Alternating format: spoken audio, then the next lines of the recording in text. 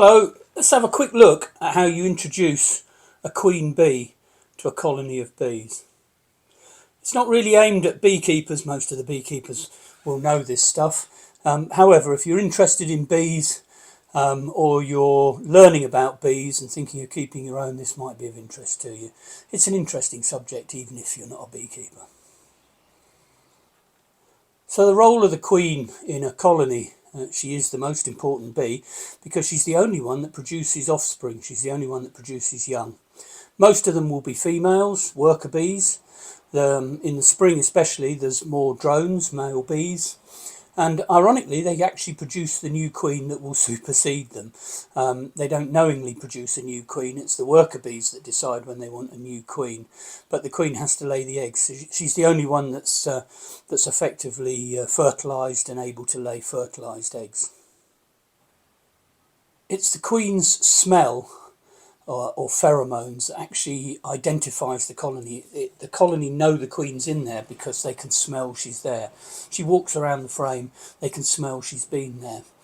And when the queen gets old, they notice that smell starts to drop. She loses her pheromones, and that's what sort of triggers the bees that it's time to have a new queen. We'll come on to what happens with that later on. So where do we get these queens that we want to introduce? Well, typically beekeepers don't often have one hive. There's a reason for that. And that is, it's almost impossible to have one hive. You've almost always got 2, 3. You might unite them into one hive for the winter to get through the winter, and then in the spring when they're ready to swarm, you build back up, or you pick up some swarms or whatever. Very rare that you only have one hive. So basically, if you need a new queen, you can often get one from another hive, so you can actually get them to produce another queen, and at certain times of the year they do that anyway, ready for swarming. So you can get a queen from one of your other hives. Likewise, you can buy them in. You buy them and they come in the post in an envelope, all in little cages. We'll come on to that too. So why would we want to put a new queen in? Well, typically when we inspect a hive, the thing we're looking for is to make sure that it's queen right, that the queen is there and that she's laying eggs. In other words, the hive is constantly replacing the bees that it loses during natural attrition. In the summertime, that's typically 6 weeks. So there's bees dying all the time and there's new bees coming along in a sort of 6-week cycle to replace them, often in their thousands when the hive's in full activity. And when we open the hive up, the first thing we're looking for is to make sure that it's queen right, i.e. the queen is in there, she's productive, she's laying eggs. The moment that stops, the hive is in decline. And on that 6-week downhill from there.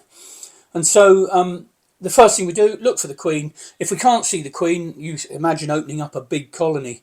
If you in maybe 80,000 bees, the chances of spotting the queen, even if she's marked with a dot on her back, the chances are quite slim. So what we then do, if we can't see the queen, we then go through the frames and we have a look in the frames and we can see if we can see freshly laid eggs. Eggs are tiny little dots, little white dots in the bottom of the cells, and if we see them, we can age them by whether they're standing up or whether they've fallen over or whether they've hatched into larvae.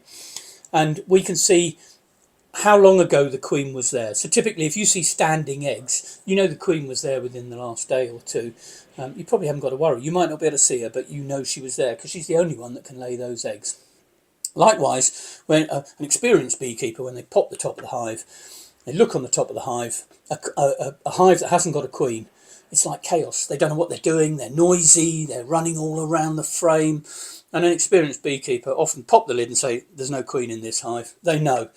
Obviously you have to check. You can't just go and pop another queen in. We'll come on to that too. But an experienced beekeeper, when they pop the lid of the hive, they can normally spot when a hive isn't queen right. We've then got planned replacement of the queen. So if you get a colony that's a bit stingy, it stung your neighbours a few times and, you can't get up to it without them banging into your face and seeing you off or stinging you, they get a bit nasty. Then because they're daughters of the queen, they've inherited everything from the queen, so they've inherited that behaviour. Or maybe they're just not building up nicely. You know, the queen's not strong enough. She's not producing good worker bees that are working hard, or they're not clean, or there's a load of traits that we look for in a good queen. But if your colony's not right, and as I say, they get a bit nasty or whatever, it's because the queen, they've probably replaced the queen. She's bred with other bees in the area that weren't so nice, and now you've got a colony of not very pleasant bees. We open up the hive, we find the queen, and we squash her. It's brutal, but you can't be having bees that are stinging your neighbours. And then you leave it a few days for her smell to decline in the hive, and then you introduce a new queen, which is what we're talking about here. Likewise, replacing your queens brings in a new gene pool from another area. So if you buy in queens, you're effectively bringing in a new set of genes. If you buy from a reputable queen breeder, you're buying a queen that comes with certain traits, you know, very calm. And there are certain breeds that are known for being very calm. Ironically, some of those are known for turning nasty after a couple of years, but that's a whole other story. So that's another reason why we might plan to replace a queen. Typically what I do is I've got a number of queens. I've got 3 or 4 colonies which are just beautiful. They're lovely. And if I ever see a queen cell where they're making a new queen in one of those hives, I take the queen out and put her in one of the other hives that isn't doing so well or hasn't got such nice bees. So you sort of start selectively breeding your queens. So given that the smell of the colony, the identity of the colony comes from the queen, you can't just turn up at the hive and just drop a new queen in, because she's not going to smell of those bees. They'll just kill her. And so what you have to do is introduce her. And by introducing, what you're really doing is you're getting the bees used to the smell of their new queen. So what we do is we place them in a cage. So this is a queen cage. It's made of plastic, and in it we've got the queen and some attendant bees. She needs attendant bees because on her own she can't feed herself or clean herself, so they're there to look after her while she's in the cage. At the bottom, this is candy pollen, which is a combination of sugar and pollen. It's basically chocolate for bees. And eventually, when we put this in the hive, eventually the bees in the hive will chew their way in, and her attendants will chew their way out, and eventually they'll meet. And by that time, they've got used to the smell of the new queen. So they've got used to her, and she's more likely to get accepted, and she'll eventually free herself from the cage. We'll come in 3 or 4 days later and just check she's freed. At the bottom of the cage there's these little plastic tabs that you have to break off, and it's very easy to forget to break them off. Come back 3 or 4 days later and the queen's still in the cage, at which point we normally just release her because they've got used to the smell of her by then anyway. So that's a queen cage, and that's how she arrives when we buy them in the post, but with the plastic tabs still in.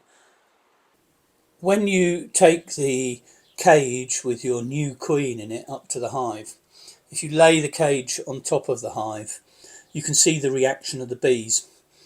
And they'll either try and sting her through the cage. You can see their sort of bums going down as they try and sting through the cage to sting her. Or they'll try and feed her. Obviously, that's the other end. So if their heads are all dipped down and their proboscis is going down, trying to smell and taste and feel the queen, that's a good sign. So you can take a queen in a cage and you can take it up to a hive and you can put it on the top of the hive, and they'll either try and sting her or they'll try and feed her. It's normally one or the other. It's sort of almost bipolar. It's very rare that they're not interested, especially if they've got no queen. You know, suddenly they're in decline. They're doomed until suddenly a queen appears. You know, you can see why they get excited. And you can take a queen, put her on a hive, and they reject her. They all try and sting her. They get all nasty about it. Take her off, put a different queen in a cage on the top of the hive, and they'll be all over her. And it's just a matter of whether they like the smell of her or not. And it's a very strange thing. But obviously, if you're going to be introducing the queen to a colony, the one that they try and feed and like, your chances of success are higher. So typically, you know, if I buy in 5, 10 queens and I've got a whole load of queens and I've got a number of hives that I need to put queens into, I'll put them on the top, I'll walk round, I'll put them on the top, stand back for a few minutes, and then I'll go back and watch them and see whether they're trying to sting her or whether they're trying to feed her. Obviously, they're trying to sting her, we take the thing off very quickly because we don't want them to sting our new queen. But you know, as I say, one queen will fit one hive, but not another. And it's an interesting thing that they'll accept one, but not another one.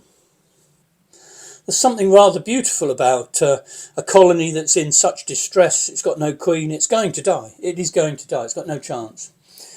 And you come along, you put a queen on, and suddenly the excitement in the hive of getting their new queen is just fantastic. It's their survival. They're going to now survive. Well, they're probably going to survive. They have a chance of survival.